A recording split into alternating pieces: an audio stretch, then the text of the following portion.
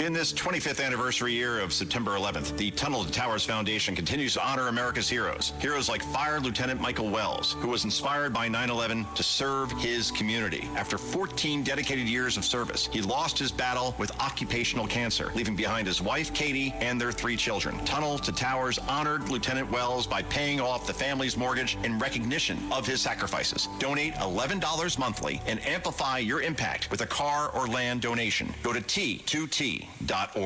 Rich Lowry is the editor of the National Review. I love him. He's on every week. Have a good time, Rich. His stuff is often syndicated in the New York Post. He's on Fox News, and, well, I don't know. He's aggravated me this morning. I don't know why, but he has. Sorry, Rich. You keep calling her Marsha Clark, too. What's her name? Kramer. Oh, Kramer, that's right. I just want to make sure I've said it 10 times. Wasn't she the prosecutor, the OJ prosecutor? Yeah, she's the one who was banging Chris Darden instead of going over the information that eventually let OJ get off the murder charge. That's her. Yeah, Marsha Kramer, I'm sorry. How are you, Rich? Good. Shut up, Lou. Stick to your guns. There are 2 big things you've been right about. One, that Jews should support Trump, and the Democratic Party is a disaster for Jews. That's been proved correct over the years, and you're going to be proved correct if you haven't already on this one. So don't back down, Sid.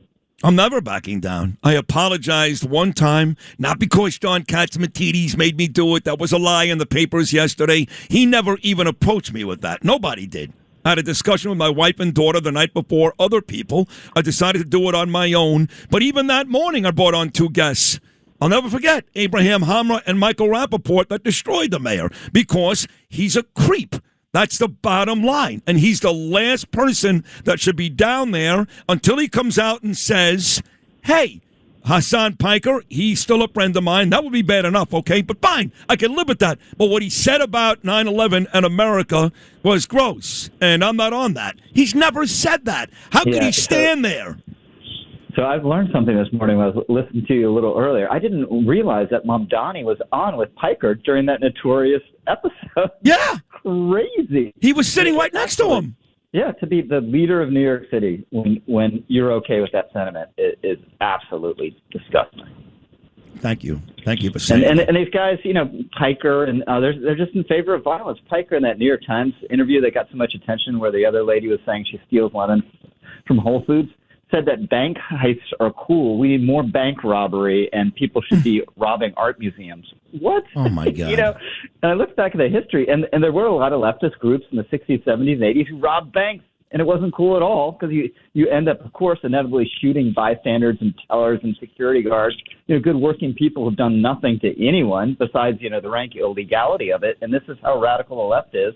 And Mamdani is basically on board with it, even if they'll hide it at the moment. And, how he feels about America, again, 9/11 today, if you're not angry, you're a lousy American, bottom line. And how he feels about the Jewish people, what he's doing to this city. Ken Griffin is set to meet now with Governor Hochul tomorrow, Rich. Ken wants to go about a $6 billion project. It's going to be more than that because he's going to employ about 20,000 people. And for a city that is right now running on a $5.4 billion deficit, why would this moron do anything to piss off anybody who wants to bring revenue to the city? And this idiot goes out there and does a video in front of Ken's house, which is also a security concern. That's also, and this guy does it.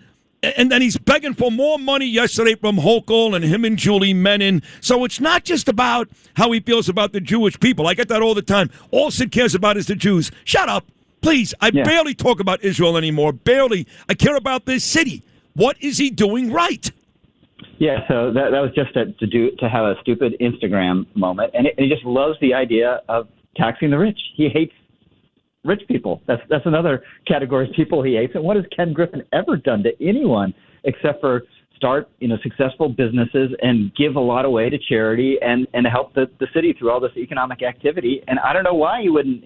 I don't need to tell Ken Griffin what to do, but I'm in Austin, Texas right now. Clean. I look out my hotel window, tall buildings. You can come here. There's so many other options.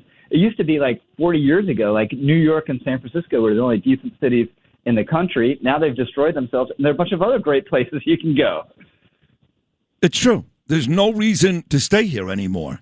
There really is. And how he feels about the cops, and it's just every single day. It's the values that made New York great, the values that made this country great. And this is why I'm not anti-Muslim. I have nothing against the Muslim people. I don't. But I'm sorry, the Bible, the Torah, that's one thing. The Quran is another.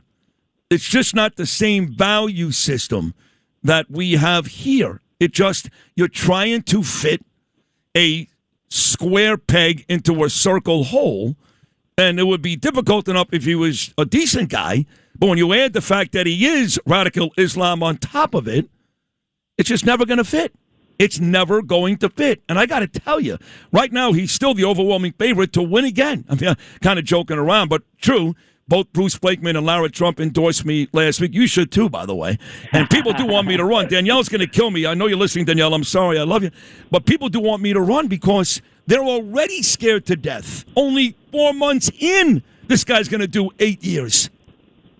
Yeah, I've been thinking about this, Sid. If you want to run, you shouldn't run. One, I don't think you want to be in politics. You do have huge impact doing what you do now, and you're fantastic at it. But if you want to run, move to Florida and run. Don't run a forlorn campaign in New York City. These things, once you're in the arena, you don't know what's going to happen.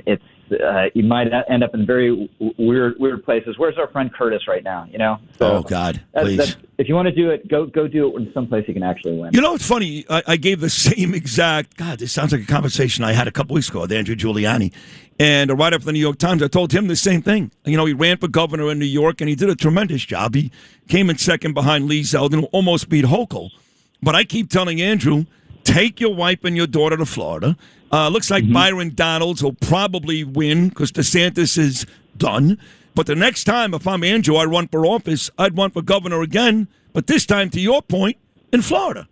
Yeah, no, exactly. And, you know, has a New York connection, and people love Giuliani, who transplants down here. Yeah, so Florida's a good landing pad. But I don't think you want to come back to Florida, Sid. No, not yet. You're a New Yorker through and through. I am. Listen, it's in my blood. I legitimately care about this city. I love this city.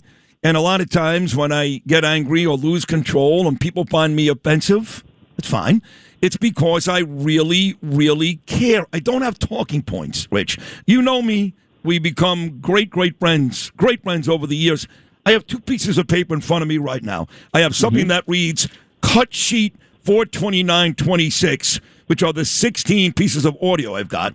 And then I've got 1 piece of paper with 4 or 5 things scribbled on it. And that's it for a 4-hour show. All of this is authentic. It's organic. It comes from my heart. And you know what? Mamdani and most politicians in New York, they can't say that. Yeah, no, totally.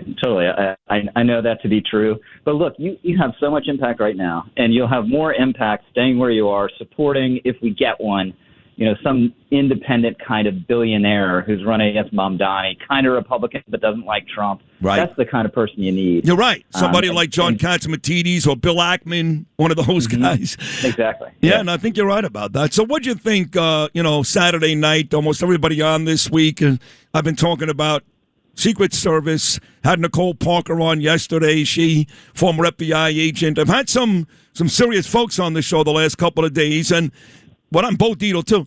And what I'm getting from most is yes, a little concerning. He got past the initial group of folks. But the truth is he did not get very close to the president. He was staying at the hotel. So he was sleeping close no matter what. And I think more people are upset with the venue holding events at places like that than necessarily bashing Secret Service, even though every day there's another editorial on the Post how Secret Service is going to get Donald Trump killed one day. What are your thoughts on Saturday night? So I think 2 things can be true. One, their job, the Secret Service, you create the security perimeter that creates a secure bubble for the President of the United States, and you protect it. And that's what they did.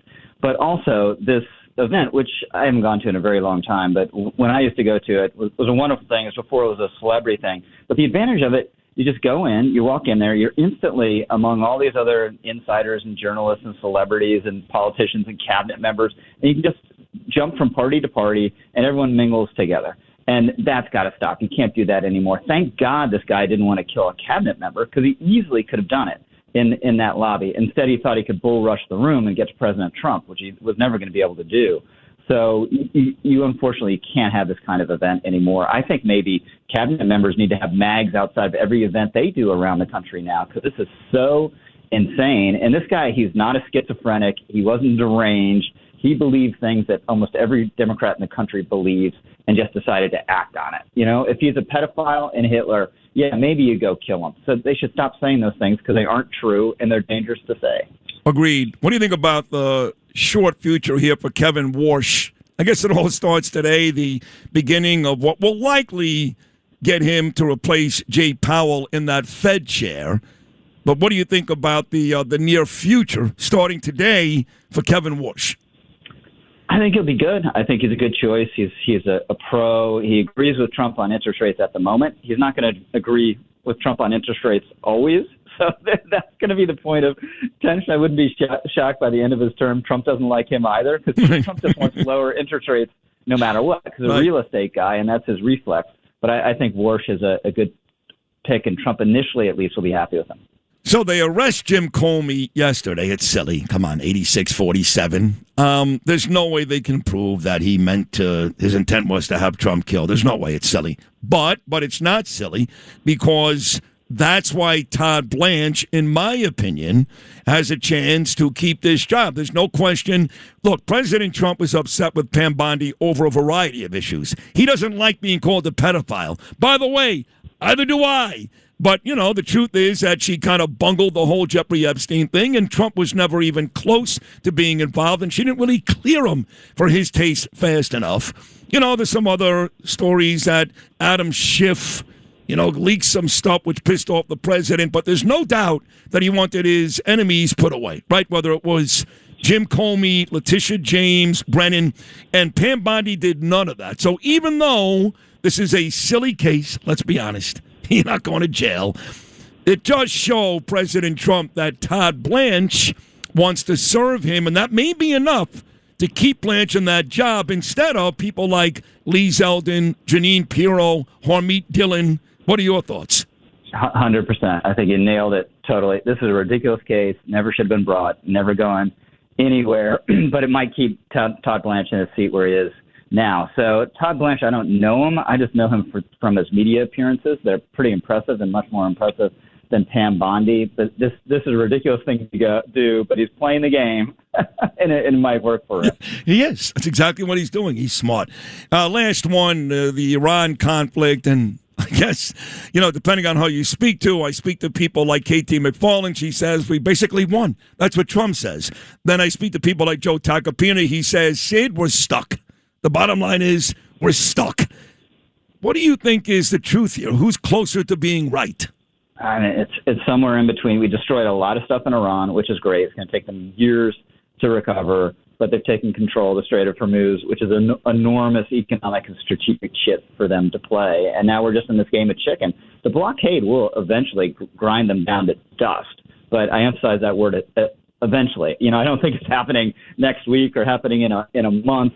And they're hurting everyone else at the same time. So it's a game of chicken, and I'm not sure where this one goes. My guess, eventually you get a deal that isn't great, but I think if you get a deal that's not great on top of the destruction, that's a net victory for us. But it may be that eventually both sides just stop, you know, and there's no deal. I still think there's upside to that because of the destruction. But there's no doubt this has lasted longer and been more painful than Trump would have hoped at the outset. You know, one more. The fraud deal in this country. Lee Zeldin has uncovered billions dating back to Stacey Abrams. Anthony D'Esposito, now as the General Inspector of the Labor Department, he's uncovered billions. J.D. Vance is in charge of it. The feds raided 22 businesses in Minnesota yesterday. Tim Walz is actually saying, hey, if there's fraud, we're going to find it. Hey, stupid. It all happened when you were in charge, you dumb bastard. That's why your political career is over. But this is going to extend, as we know already, to New York and California, maybe Colorado, Illinois. How bad do you think the fraud issue is here in the United States? It's appalling. It's unbelievable. And it's because we have this model, especially in blue states, based on just shoving money out the door, and then they consider it inherently wrong or racist to check if someone has suspicions that there's fraud. That's exactly what happened in Minnesota. It rolled on and on. It's insane. Tens of billions of dollars in these states. someone was saying that the wealth tax in California they want would be just enough to fund all the fraudulent payments that estimated they made over the last period of years, $50 billion. Oh my God! Incredible, crazy. God, it is crazy. All right. Well, the good news is Aaron Judge is hitting home runs every day. Every day. Not unbelievable? Yeah, unbelievable. And Rice off to an incredible start. So if the pitching stays like this, they are a really good team. Stays like this? You haven't even gotten we haven't even gotten Garrett Cole and Rondon back yet. Yeah, could be better. I mean, it could be a situation you don't have a spot for Weathers or Warren. Imagine that. Schmidt could be coming back too. So, I know. So far, so good, but it's April. My Yanks. Gotta love my Yanks.